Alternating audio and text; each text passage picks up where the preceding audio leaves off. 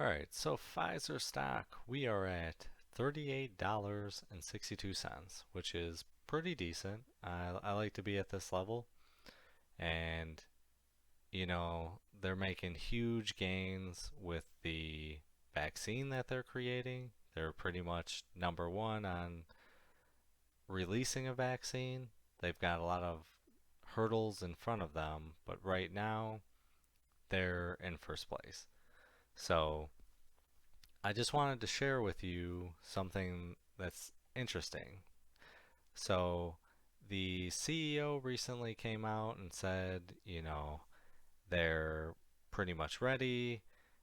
The vaccine is, I think he said there was a 90% success rate if you take the vaccine.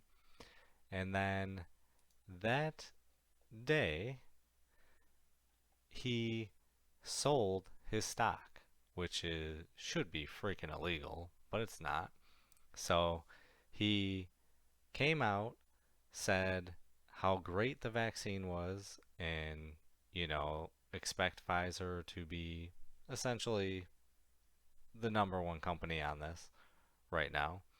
And he cashed out $5.6 million of his stock, which is pretty insane because you would think that Pfizer stock would rally the second they start delivering these vaccines.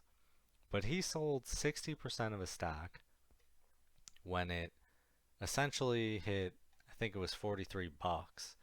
And it just it it doesn't sound very good to me.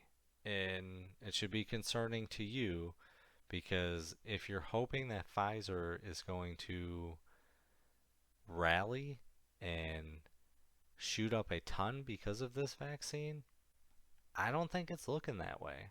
There's always that possibility it could, but the fact that he sold this and it only hit to, I think it was $43 when he announced this, it that's not a good sign. So if you bought in, just maybe take a reality check on this one.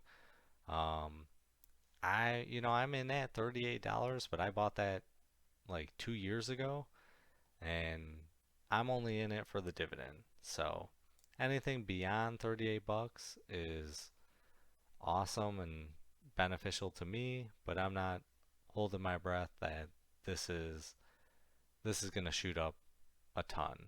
They've got a lot of outstanding shares and it's very hard to move the stock. That's why it's been in the $30 to $40 range for quite a while, and I think it's going to stay there. So just do your research, but I wanted you to be aware that even the CEO sold his stock.